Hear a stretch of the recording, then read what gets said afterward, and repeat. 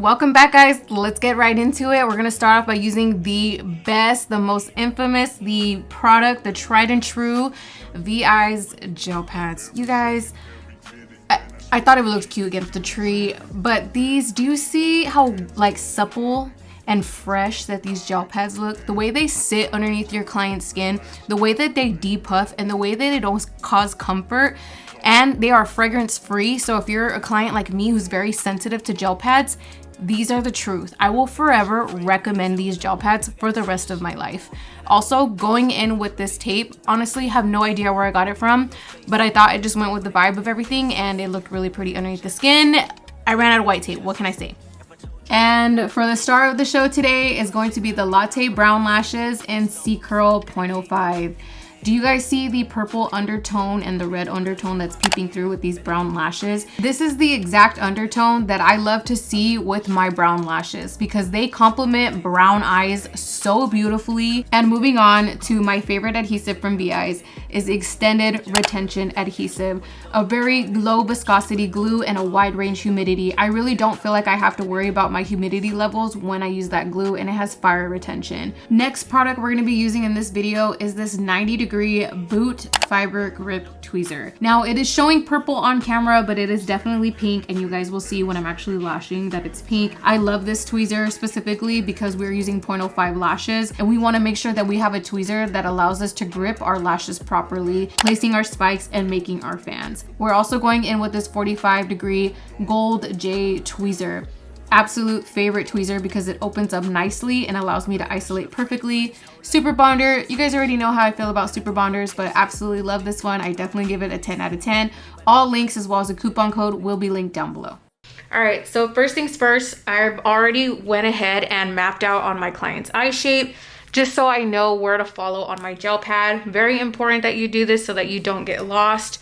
And if you were to pull or tug back the skin, you would still be able to see where your mapping points are. For this particular client, we have lots of lid space, lots of brow bone space, really nice symmetrical almond eyes. So there's so many map shapes that we can do with this particular set and this particular client. However, I wanna do a very beautiful, I don't wanna say it's a cat eye, but it's a really nice outer corner flick. I've already kind of went ahead and mapped my points out. So basically just went in where I want that inner corner to lie and where I kind of want to start following throughout my set and where I want those outer corner lashes to start dropping.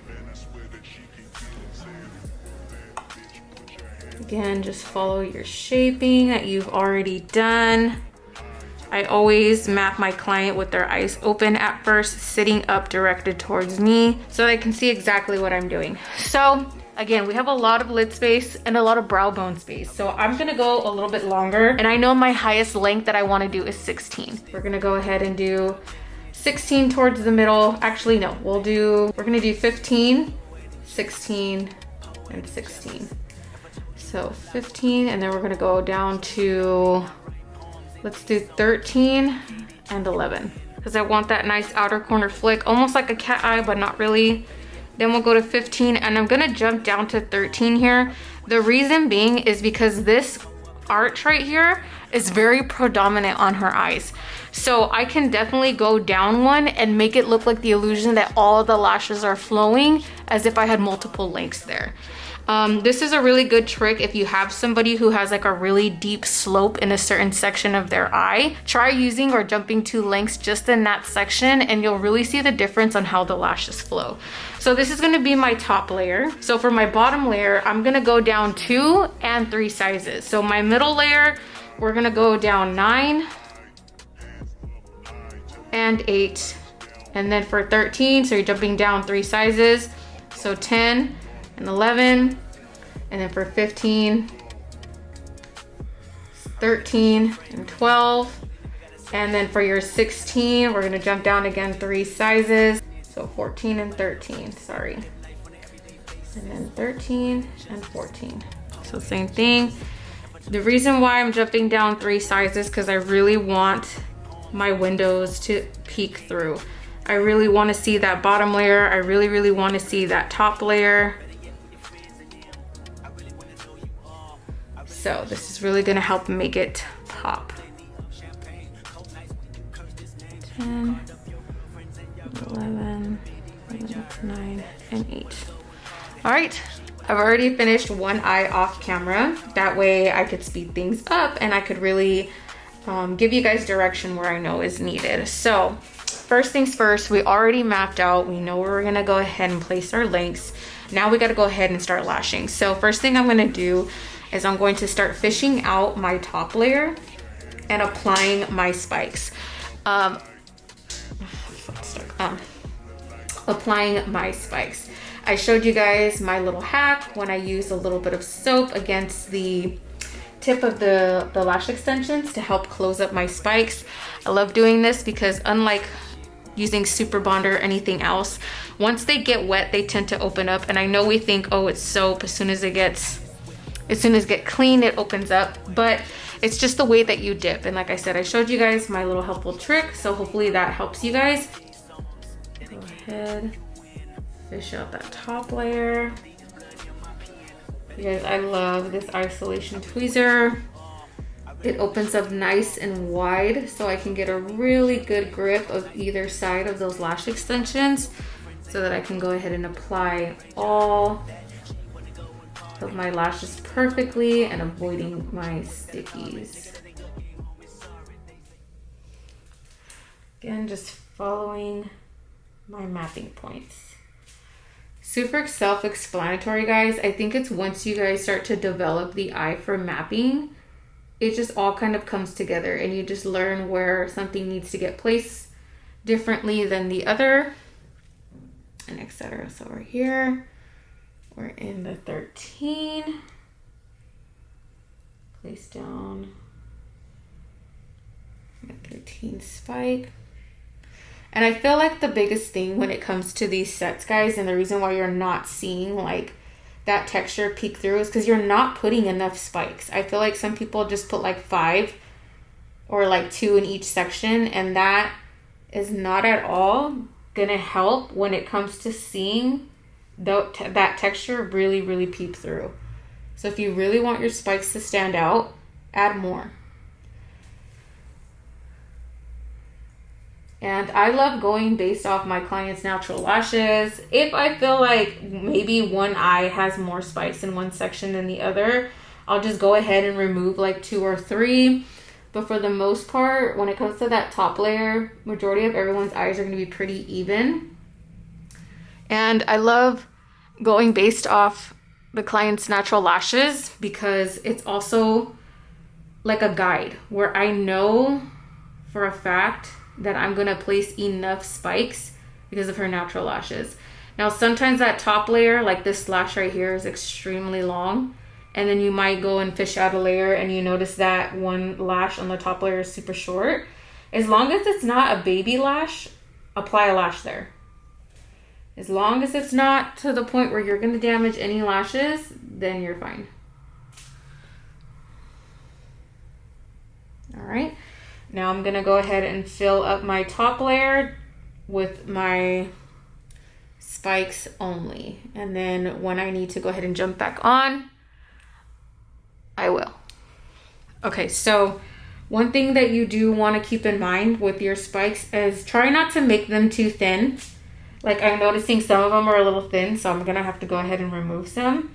But you want your spikes to be thick enough. This is why I always use a 0.05 or a 0.0. This is why I always use a 0.05 or a 0.03 when it comes to my spikes, because I have control on how thick I want that spike to be. So yeah, make sure that you're using a decent amount too. So you may be going ahead and applying enough spikes, but you're not making them thick enough so they can't really stand out. So also make sure that they are thick. They're not too thick to the point where you're adding too much weight to your client's natural lash, but just enough to really see that spike. Like that one right there is like perfect. It's thick, it's pointy, you can really see it. You can see those windows peeping through. It's not too thin. I can actually see where it's sitting. So same thing on this side. That's going to be a 13.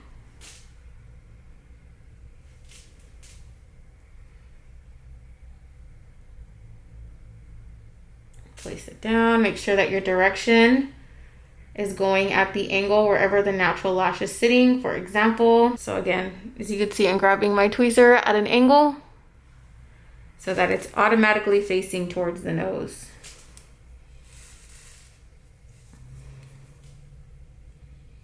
Okay, same thing on this side. Take your time when it comes to isolation. You don't want to rush. Am I in focus? Yeah, okay. You don't want to rush because you will cause stickies. So I go ahead and I isolate. Grab my 15.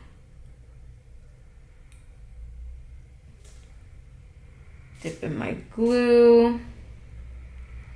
Make sure I got proper isolation. Apply my lash, let it sit. Make sure it's nice and parallel to the angle that you want it. And then move on. Grab that 16. Place. Perfect application. Okay, I'm gonna go ahead and place all my top layer and we will jump right back on as soon as we're done. Just finished the top layer. Literally took me not even 10 minutes to go ahead and apply all of those. And as you guys can see, it's pretty full. Like that top layer is pretty predominant. You can definitely see it. If I were to compare it to the second eye, like you guys can really see that the top layer really stands out. Like you could really see it.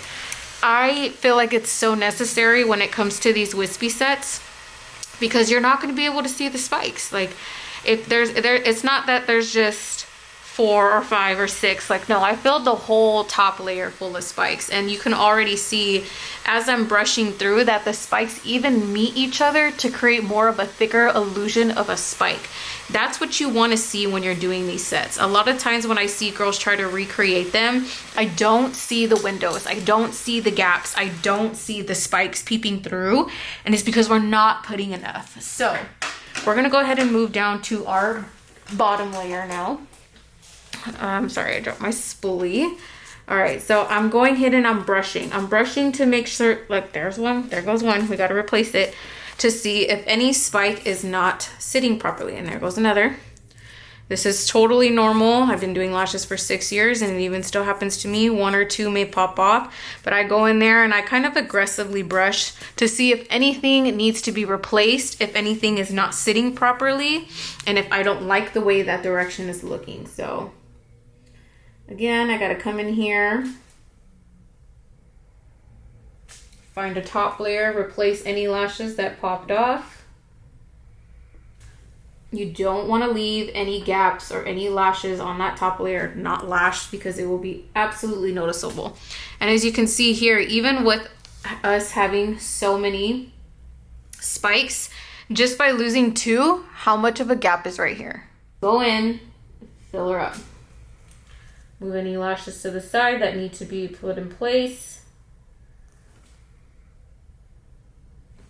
Grab your spike, place it down, make sure it's at the direction it needs to go. I need to replace my glue. Make sure you're replacing your glue every 20 minutes. You'll be able to start to notice when your glue starts to get tacky that it's time to change it. I can basically tell when I need to change my glue. I don't time myself. I used to in the beginning of my career. We're just shaking up our glue really good. I already went ahead and shaked my glue on the vortex prior to my client. And then in between sets, I will go ahead, or in between glue change, I'll just kind of shake it up a little. It is currently 37% humidity in here. One thing I love about this glue is that the humidity range is very wide for a very small glue. And I love that so much because I don't have to sit here and play with my humidity, put on my humidifier, constantly going back and forth to make sure all the settings are good. So I'm gonna go ahead and now apply my middle layer. If you need to, this is the part where you would take a piece of tape, pull back that top layer to reveal your middle layer. However, I feel like I don't wanna do that. I'm having no trouble isolating my middle layer. So I'm just gonna leave it as is. And then so 15, we're gonna go down 2, which is 13. So now we're creating our closed fans. So they're not spikes, but they're super closed, and we're just gonna apply them. And we're going down 2 lengths, only because we're trying to create depth and we're trying to create texture. That's what we're gonna use our fans for in our bottom layer, but for now, we're just using our closed fans. When they open their eye, in that middle portion, when you're staring at them, you're gonna see more of the depth literally in between. That's going to create more of a fuller illusion without taking too much away or adding too much. When it comes to my wispy sets, I don't want them to be overpowering. I just want them to look very texturized. Okay, so same thing. We're going to go ahead and just apply our closed fans to our middle layer. If you feel like I can kind of see that it might be sitting at the top layer slightly, it's fine. We have enough spikes. As long as there's a great amount in each section, don't worry about it, just move on.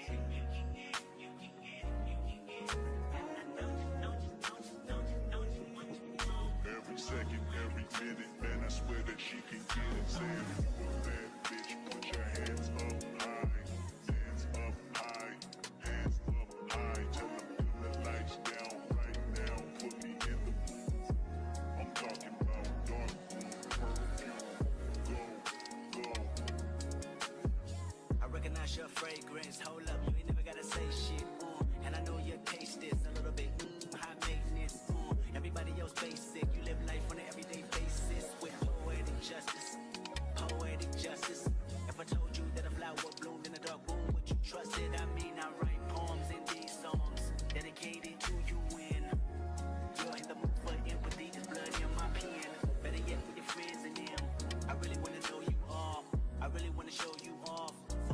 Pour up plenty of champagne, cold nights when you curse this name. You called up your girlfriends and y'all curled in that little bitty range. I heard that she wanna go and party. She wanna go and party. Nigga don't approach your whip that a target. Nigga that ain't good game home is sorry. They say. Okay. All right. We are now done with our middle layer. We're gonna go ahead and check our work, brush through, and as you guys can see, you up a little bit, we're starting to really see that darkness come through, really see the depth that's coming through the lashes. So here's a question I always get. Well, Julia, what if my client has too many lashes and it's coming out way too full? So there's 2 things that you want to do. You're either going to apply more closed fans everywhere. So my bottom layer, and what I was trying not to jump to, but in order for this to make sense, I kind of have to explain. In your bottom layer, you're going to put fans doing this set. So this particular client doesn't have a lot of lashes. We have a lot of no, it's not that we have a lot. We have a great amount of healthy lashes, but it's not a lot. She only has about 3 to 4 layers, but her 4th layer is kind of questionable. It's more of a predominant 3-layered lash set. So it's really easy for me to create a perfect balance of texture. However, there's clients that come in who have less lashes than her. So I'm going to use more fans instead of more closed fans. If I had somebody who came in with fuller, more thicker natural lashes, I'll use more closed fans than I would actual fans, because we're now creating balance and fullness. So if we overdo it with the fans, it's going to look too full. If we underdo it with the fans, it might not give that illusion though at that bottom layer that you're looking for. If you guys have any questions, just leave them in the comment section down below. You guys already know I'll get back to them as soon as possible and answer any of your guys' questions. I also don't know if I mentioned this before, but I am using a C curl. The reason being is I technically could have used a CC curl on her natural lashes and kind of gave it more of a curlier look without overdoing it. However, I wanted a really dark lash line. Open up the eyes just a little bit, give them more of a curlier curl. You could definitely go ahead and use a CC curl, but again, I wanted more of a darker lash line. This makes the brown lashes pop just a little bit more, so you really see that flutteriness towards the tip of the lashes and that depth and that darkness towards the base. It just looks so nice, so good. But again, if your client likes more of a curlier curl, then I probably would have used a C curl. I mean a CC. I would have used a CC curl, but for this particular client, I'm going to go ahead and use that C curl. All right, so let me go ahead and shake up my glue real quick and we'll jump back on. Alrighty, so let's go ahead and move on to our bottom layer now. I'm pretty happy with how the set is already turning out. I did go ahead and add a couple of fans in this portion of our eye already, just to kind of speed up time and so that way I can get the good angles for you guys. So again, I don't really feel like I want to pull back the lashes. The reason being, if I were to do that, I'm gonna overexpose her eye a little too much, and I'm not gonna be able to fully isolate as much as I want to. I know it seems like I could probably get in there a little good. However, I feel like the lashes are gonna be a little too upright, thus making it take more time to isolate and apply your extension than normal. So I'm just gonna keep them upright. This is the time where you would go ahead and pull back any layers that need be, but for now we're just going to move on. So I'm gonna go ahead and take my 12, and now I am creating a nice narrow fan, and I will kind of play around with my narrow fans. Do I want them a little bit more wider, more narrow? I kind of like a perfect in between, so that way I'm creating a depth, but at the same time I don't want to add so much coverage to that bottom layer. All we're doing is just giving more of a darker lash line, so that way it gives the illusion of more fullness without taking away. Very important. It's really easy to kind of overdo it with your lashes. So this is why I always say less is more. You can always take off a lash and then apply it with another lash extension. So just be patient, take your time, and check your work, because that's what we're going to do right now. As we're placing these down, we're going to go ahead and check to see how we like our placement. So here we go, good narrow fan. As far as thickness goes, I would say make a thicker or fuller fan, use more lashes on a more healthier bottom lash, and then use a more thinner, narrow fan on a more weaker, thinner lash. Sometimes you're gonna notice that you're probably only putting 1 or 2 fans in that bottom layer in your section. That's fine. If you feel like you want more fullness, then again, you would go in and just add a couple more fans wherever you feel like you need it.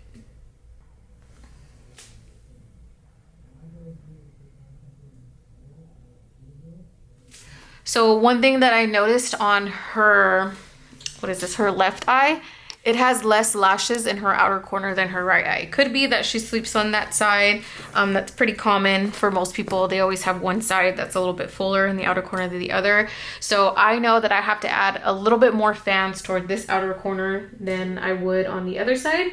So that way I create balance. If I don't do this, you're gonna be able to tell a big difference, or maybe not right away, but when your client goes throughout her day, throughout her week, and she starts to lose lashes, she'll notice that she has more of a gap on her right side, or her left side, sorry, than she would her right side if we don't go in and fill them up.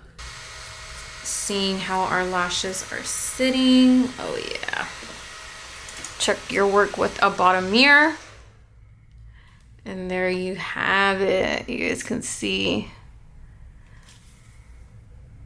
how beautiful the texture is really starting to show through. And the brown is just, it's gonna make her eyes pop so much. I'm so excited. Alrighty guys, I think that concludes our lashes. I'm gonna go ahead and have you hold this to your face for me, please. So I always have my client hold the fan so that way I can go ahead and clean up my mess, because I am very messy when I lash. I just really be throwing stuff everywhere.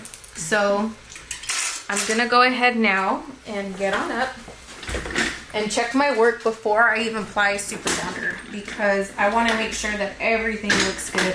When it comes to these type of sets, guys, like, just make sure that you are checking your work and seeing placement, because again, you don't want it to throw off your set. Oh, these look gorgeous. Okay, I'm gonna go in with my fan now, and we're gonna start checking. So, oh yes, you guys can so see the texture. Oh, it looks so good. If you want to use Super Bonder in your Nano Mister, go ahead and do so. For today, we're going to go ahead and use a micro swab. So we're just going to take some of that bonder. So what I like to do is with a clean micro swab, do not do this with a dirty micro swab. You see how there's some liquid inside my dabber? I'm going to go ahead and just boop, poke it in. And now that micro swab is nice and coated. And now I'm going to go ahead and just dispense only where the glue and the lashes meet. There's no need for you to apply bonder throughout the whole extension. Mia, if I were to apply bonder everywhere else, you'll end up closing your already fans that you have. Remember, you just want the spikes to be pointy, not your bottom layer. So be very careful when you're doing this to not get too much product. And then you're going to fan this dry for about a minute or two to really make sure that that bonder is nice and locked in.